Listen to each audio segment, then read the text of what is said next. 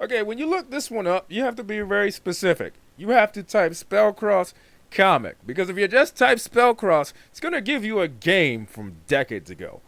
I didn't know that was a thing. This is a now you know moment. All right, hit it.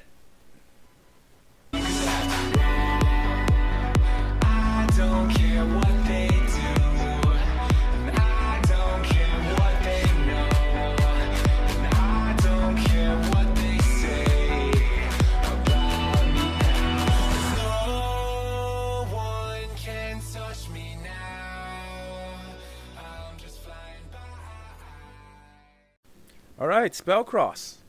Let's talk about it. This one is what happens when you try to invent combat alchemy.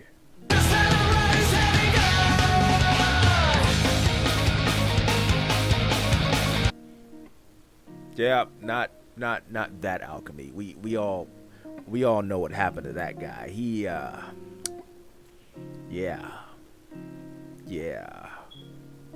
Okay, so this one is it describes itself as a manga, so I'm going to call it a manga, but it's also available much like a webcomic. It's also available on Webtoon. Previously it was one of the victims of the Smack Jeeves shutdown. God, I miss that website so damn much. I miss it so damn much. Sadness. But nonetheless, this one follows our main character, Caldwell, an alchemist, in a world full of might, magic, and swords. But, unfortunately, our boy, he is not graced with the gift of magic, but he's a smart kid. And much like anybody else who's smart enough to figure it out, they make their workarounds. So he's turned to alchemy, and using alchemy in a way no one else has thought to use before. To be used in combat to create potions and formulas that can be used in a fight. Yeah. No. I know what you're thinking. It's nothing like the red short guy. But he's a runt. Oh yeah, can a runt do this? It's nothing like the red short guy. Go on, say little. I dare you. This is not a dig. It's nothing like the red short guy. You'll stay short forever. You mean like you sod-awful hag? Put that out of your mind. This is nothing like Full Metal Alchemist. But in this world, there are these magical areas referred to as the dungeons that are cropping up all over the place. There are demons, creatures, all sorts of nasties lurking in these dungeons that have the potential to seep into the real world. Well, that is technically a real world itself, but that's a discussion for another day and another time. These creatures have the potential to come out of these dungeons and wreak mass havoc and hysteria and destruction, but not as it seems, because there are those that inhabit these dungeons that are humanoid in nature and in structure, and they are of higher intelligence and actively sought to remove themselves from the dungeon and live amongst the human populace, which is how you get some of the fantastical creatures that you've seen, like our goat-legged friend. No, not Lucifer from Helltaker. She's more of a satyr, if we're being real. But our story follows Caldwell's adventure into greatness, mystery, and intrigue, and finding himself embroiled in a much larger destiny than he could ever possibly imagine. Much like many stories of this genre that I love to read because they taste so good on my brain. They make everything so entertaining. But nonetheless, our boy Caldwell is a magicless alchemist who uses his skills in the dungeons. Unfortunately, I'm not going to say Caldwell is a bit of a coward, but he has issues with conflict. He freezes, he seizes, he tends to avoid these fights if he can help it. Now imagine someone like that getting their hands on, say, a caster gun. Yeah, a caster gun from Outlaw Star. We'll call it that. We'll call it a caster gun. It has its own in-game name, but for reference sake, so everybody can understand the sheer destructive nature of what I'm about to describe, we'll call it a caster gun.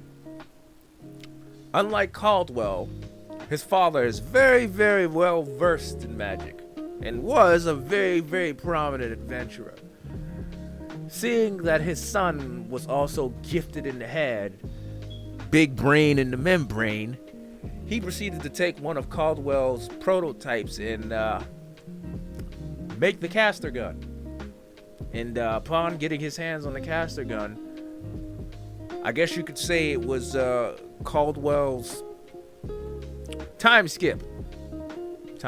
We're gonna call it his internal time skip. That became Caldwell's weapon. It becomes his tool that he could use to fight back. But there's one last thing stopping him. His fears. And that comes to a pass. And Caldwell is forced to make that step, not only for his own survival, but the survival of those around him. And believe you me, it is amazing. So let's talk about the artwork. Now you're probably saying, the artwork is not all that great. The artwork is fine for what it is. In the beginning, it has a very sketchy texture, rough draft type of feel. But as the story progresses and you get later on in the chapters, the artwork, the finesse, and the finish really, really improves. It remains fully grayscale or black and white, but there's enough texture and shading where the image is accurately portrayed, where it is very tasteful. It is tasteful, and it is amazing to look at. Yes. But I have no qualms about the artwork.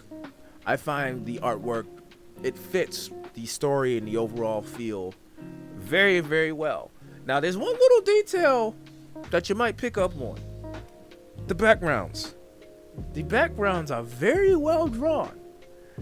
There's a lot of attention to detail in the building of the world.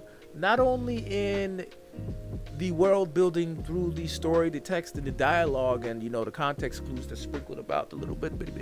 There are also interim, I guess you can call it, filler pages, where the artist explains things about the world, creatures, magic, things that aren't directly discussed, but are very important for the reader themselves to understand some of the terminology or what's happening at any realistic point in time, especially around the whole magic concept.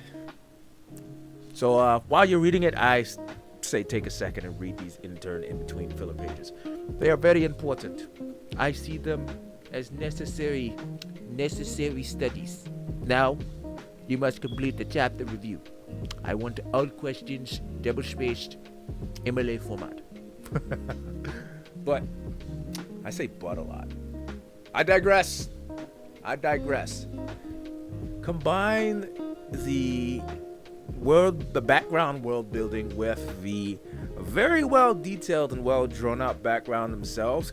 Now put very colorful and alive characters in there, and you've got yourself a perfect, neat little environment to carry out any story you want, or in this case, any fantasy you want, because this one is a very hard fantasy. I love it. I love myself some fantasy. Like I said before, in a world of might, magic, alchemy, demons, monsters, and non-human creatures, this is what spawned of that.